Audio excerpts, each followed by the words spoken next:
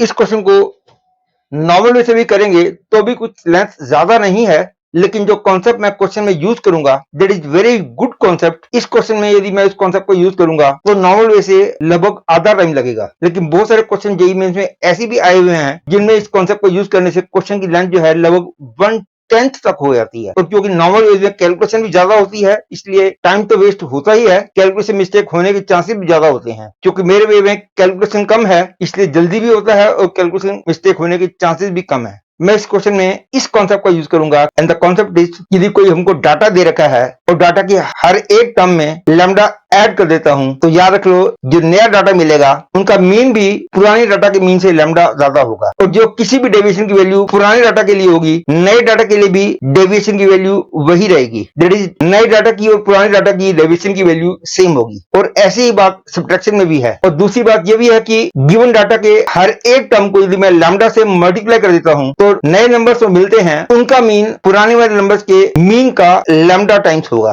और नए नंबर्स का स्टैंडर्ड डेविएशन या मीन डेविएशन फ्रॉम मीन या मीन डेविएशन फ्रॉम मोड या मीन डेविएशन फ्रॉम मीडियन, ये भी पुराने डाटा के डेविएशन की वैल्यू का लैम्डा टाइम्स होगा। दैट इज डाटा की यदि हर एक टर्म को मैं लैम्डा से मल्टीप्लाई कर देता हूं तो mean, median, mode, standard deviation, mean deviation ये सब भी उसी नंबर से मल्टीप्लाई हो जाते हैं। यही बात डिवीजन में भी है। व्हाट आई मीन टू से, सी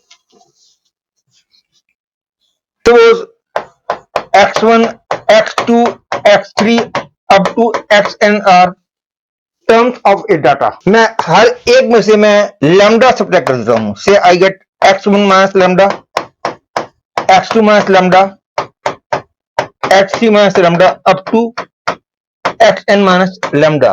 यदि इन नंबरों का मीन m है तो इन नंबरों का मीन m माइनस लैम्डा होगा। यदि इन नंबरों का स्टैंडर्ड डेविएशन या मीन डेविएशन सिग्मा और md है तो नए डाटा का भी स्टैंडर्ड डेविएशन और मीन डेविएशन वही रहेगा। तो यदि मैं हर एक को लैम्डा से मल्टीप्लाई कर देता हूं that is the terms of data become lambda x1, lambda x2, lambda xn।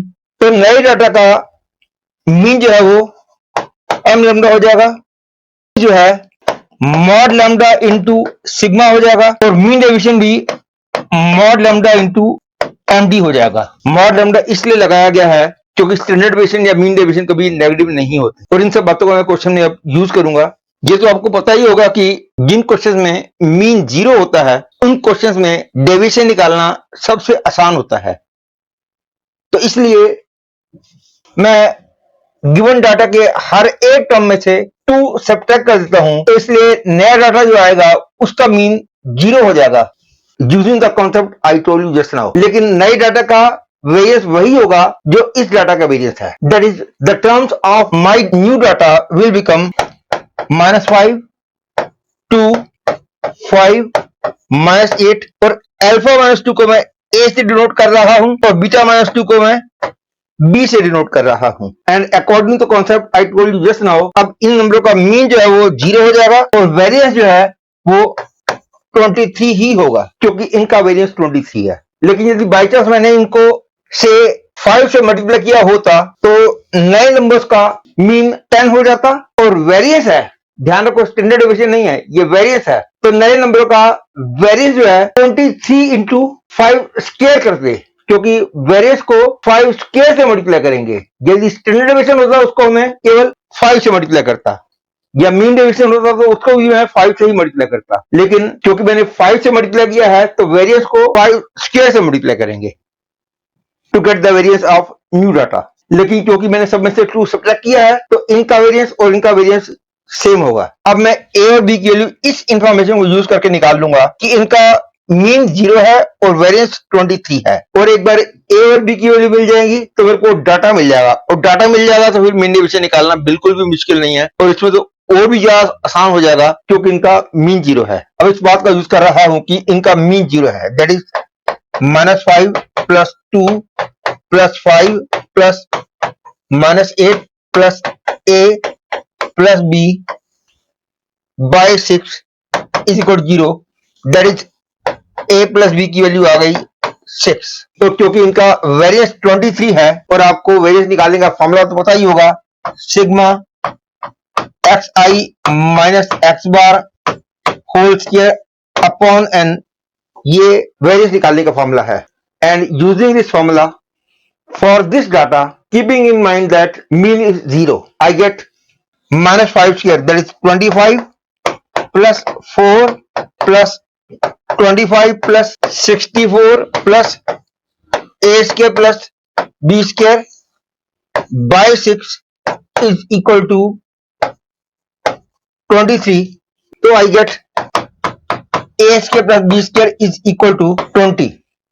अब a प्लस बी की वैल्यू 6 है, a square plus B square 20 है। वैसे तो a और b हम स्टैंडर्ड वे से भी निकाल सकते हैं, लेकिन ये तो कॉमन सेंस ही पता चल रहा है कि a can be taken as 4 and b is equal to 2।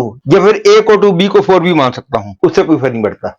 Hence this data becomes -5, 2, 5, -8, 4 and 2। और हम मीन डेविएशन निकालने का फॉर्मूला जानते हैं। मीन डेविएशन का फॉर्मूला है sigma x i minus x bar mod upon N.